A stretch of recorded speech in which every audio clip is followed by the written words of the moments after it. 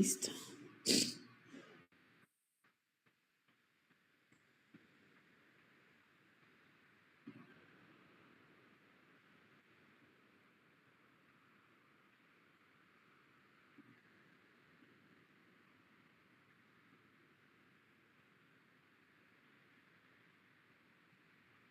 Ahí pueden ver la pantalla.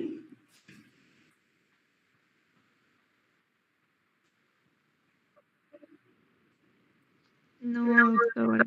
No, Miss. ¿Tampoco? No.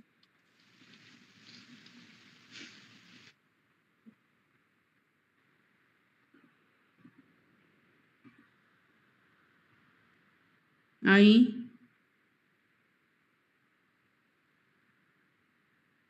No. A ver, denme un minuto.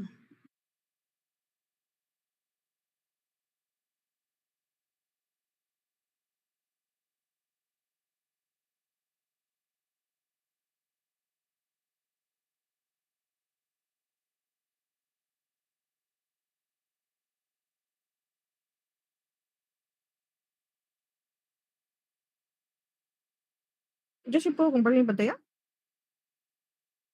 Otra vez. Sí, sí. Ya.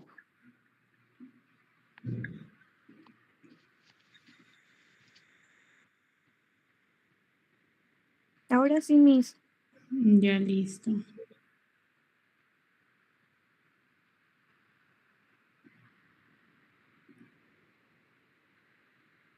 Ok. Ya, bueno, vamos a hablar de calcio, el tema que nos faltaba, y fósforo. Los valores normales de calcio son de 8.5 a 10.5. La principal causa de hipercalcemia es maligna, causa maligna, y el otro es el hiperparatiroidismo primario. Entre los dos, el 90% de los casos. Principales causas, como les mencioné: hiperparatiroidismo primario, neoplasias, exceso de vitamina D, sarcoidosis, inmovilización y uso de tiazidas. ¿Cuáles son las manifestaciones clínicas de un paciente con hipercalcemia? Este paciente tiende a tener poliuria, polidipsia, puede formar litos en el riñón, puede hacer nefrocalcinosis, tener ya una patología de fondo como es la acidosis tubular renal distal, diabetes insípida. A nivel gastrointestinal, puede presentar anorexia, náuseas, vómitos, pancreatitis e incluso úlceras pépticas. A nivel musculoesquelético, que es lo que más observamos en la clínica: debilidad muscular, dolor óseo, osteopenia. A nivel neurológico puede tener confusión, fatiga, incluso llegar al coma. En el EKG podemos encontrar un acortamiento del intervalo cúteo. Entonces, si es que tenemos un paciente, no necesariamente con un calcio más de 10.5, sino con una hipercalcemia severa que es más de 14, iniciar tratamiento inmediatamente y encontrar la etiología de la hipercalcemia. Hay que hacer todos los estudios para ver cuál es la causa de la hipercalcemia y solucionarla. Le solicitamos la paratormona. Si es que esta está elevada, sospechamos de un hiperparatiroidismo primario. Si es que está un poco arriba de lo normal, puede ser considerado como un light hiperparatiroidismo primario. Y hay que considerar que tal vez este paciente tenga una hipercalcemia hipocalciúrica familiar.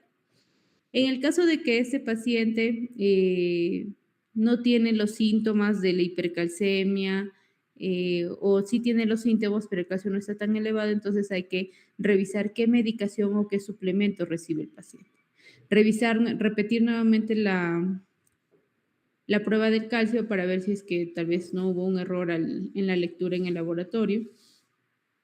Y si es que eso está confirmado, pues entonces hay que pedirle la paratormona intacta. Igual, vemos qué valores tiene la paratormona y de acuerdo a eso seguimos nuestro manejo.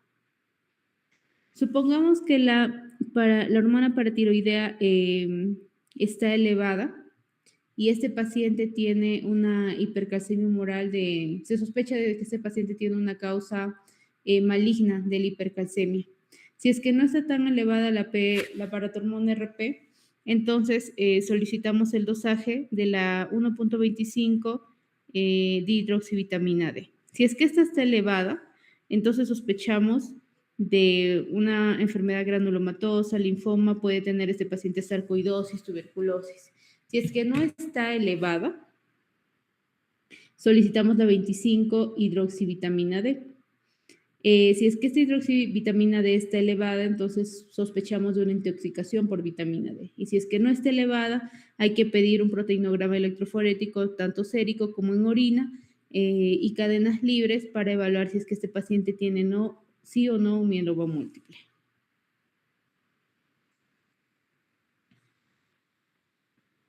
En los adultos, pues, en el tratamiento de hipercalcemia usamos lo que es el cloruro de sodio, restauramos el volumen intravascular y con eso también incrementamos que el paciente excrete más calcio por la orina. El inicio de acción es en horas y la duración de la acción pues está durante la infusión. Usamos calcitonina, bifosfonados, diuréticos de asa, glucocorticoides.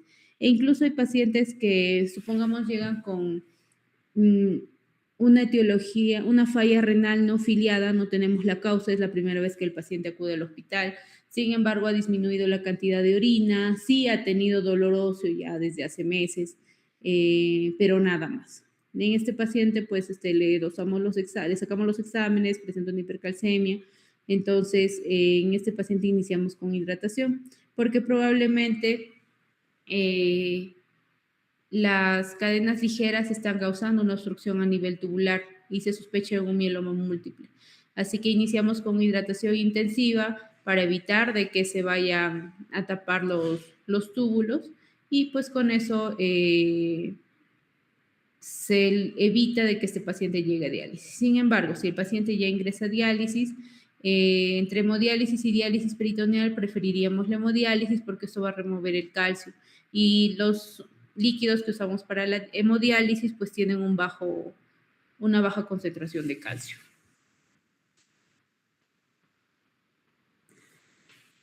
Luego tenemos la hipocalcemia, la principal causa de hipotiroidismo, déficit de vitamina D, enfermedad renal crónica, pancreatitis o una transfusión masiva. Los síntomas que van a presentar estos pacientes es a nivel neuromuscular, parestesias, espasmo carpopedal, el signo de Trousseau, de Chopsteck, pueden presentar convulsiones. A nivel cardíaco, pues en el EKG vamos a encontrar un QT prolongado. Puede presentar arritmia, falla cardíaca, hipotensión y signos extrapiramidales en caso de una hipocalcemia crónica.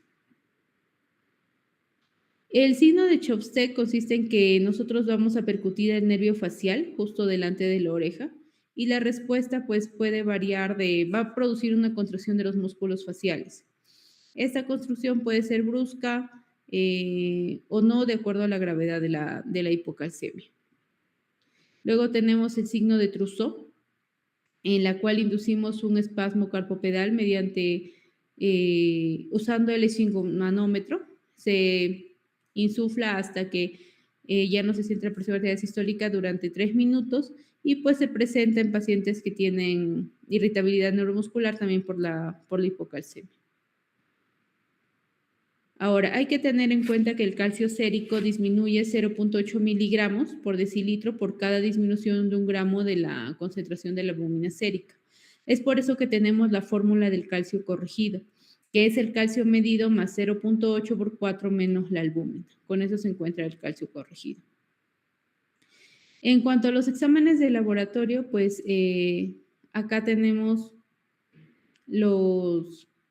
la relación de las patologías con cómo vamos a encontrar los laboratorios en el paciente. Por ejemplo, en un hipoparatiroidismo la PTH va a estar baja, el calcio corregido va a estar bajo, el fósforo va a estar elevado, el magnesio va a estar normal y el resto de exámenes normales. En cuanto a un paciente con resistencia a la paratormona o un pseudo hipoparatiroidismo, entonces la paratormona va a estar elevada porque hay resistencia a la paratormona. Calcio bajo, el fósforo elevado, el resto normal. En la enfermedad renal crónica, ¿qué vamos a encontrar? La paratormona elevada. Si ya es un paciente con un estadio más de 3B, la paratormona puede estar elevada de 3 a 5 veces el valor normal. Y eso en el paciente con enfermedad renal crónica va a ser normal. El calcio va a estar bajo, el fósforo elevado, no eliminan fósforo estos pacientes con enfermedad renal crónica.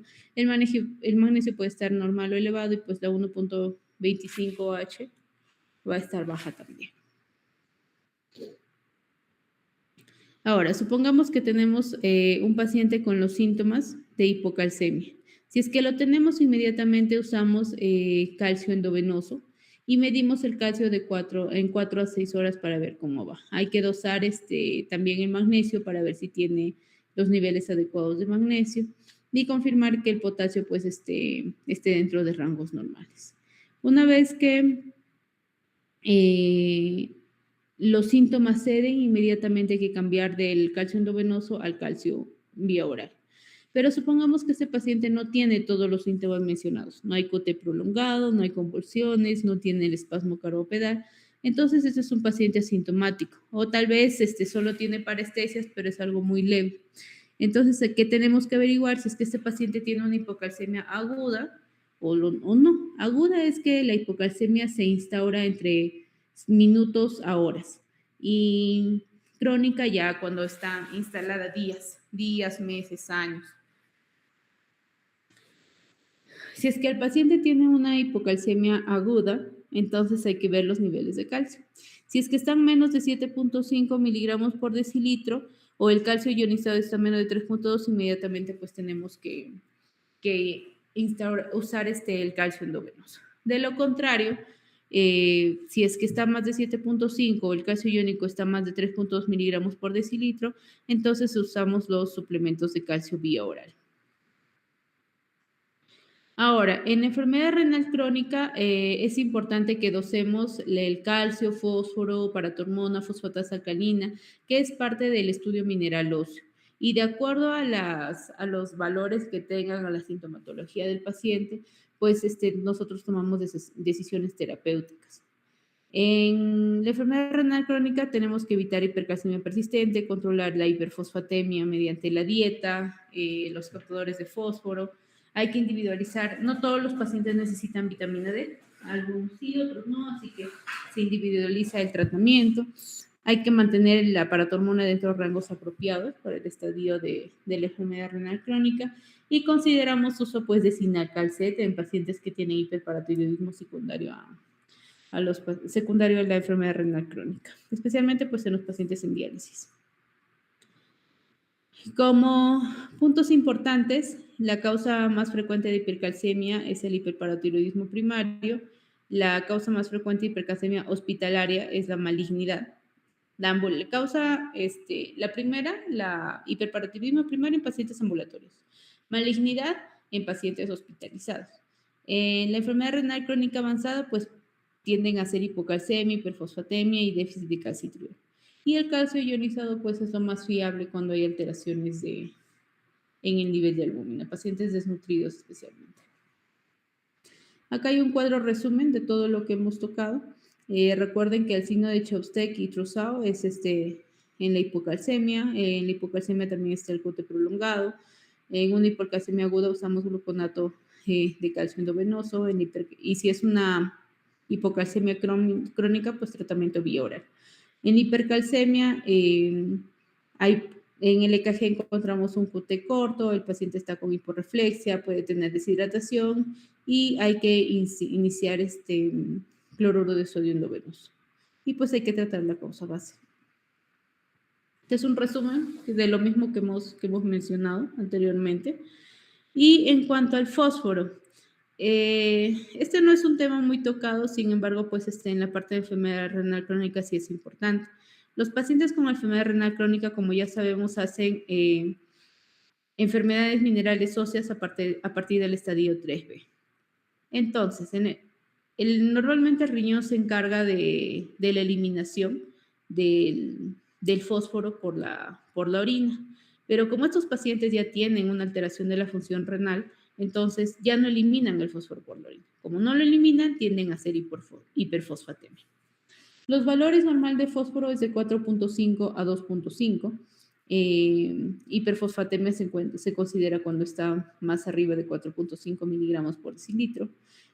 Como les mencioné, pues se da porque se disminuye la excreción renal de fósforo, causa frecuente en la enfermedad renal crónica avanzada, hipoparatiroidismo, lisis tumoral, rhabdomiólisis. La paratormona la vamos a tener elevada, de 3 a 5 veces es un valor normal en una enfermedad renal crónica, o también puede estar disminuida si es que hay hipoparatiroidismo.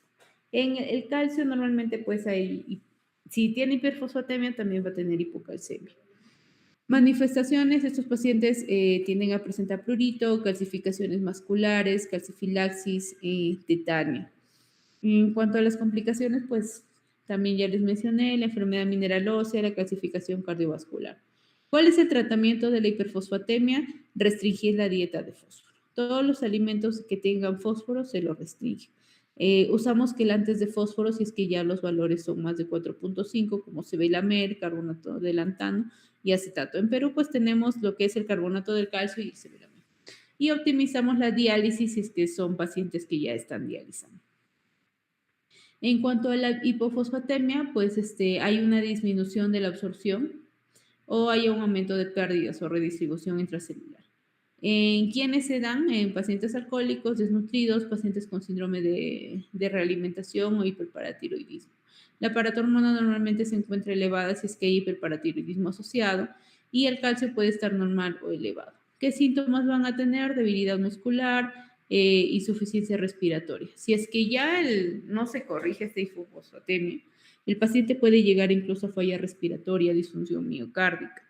El tratamiento pues es fósforo vía oral, si es que es una hipofosfatemia leve o moderada, y si es que también el paciente pues tolera la vía oral. Y fósforo endovenoso, si es que el fósforo lo tiene menos de 1 miligramo por decilitro, hay síntomas graves, o pues igualmente no puede tolerar la vía oral.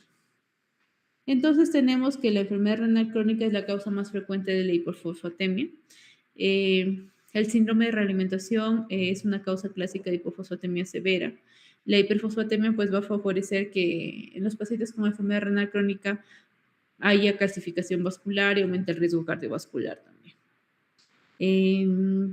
Y el factor de crecimiento fibroblástico 23, que es el que aumenta el que se encarga de la excreción de fósforo, pues disminuye esto no está funcionando bien, entonces pues no evita de que haya la excreción de fósforo a nivel renal.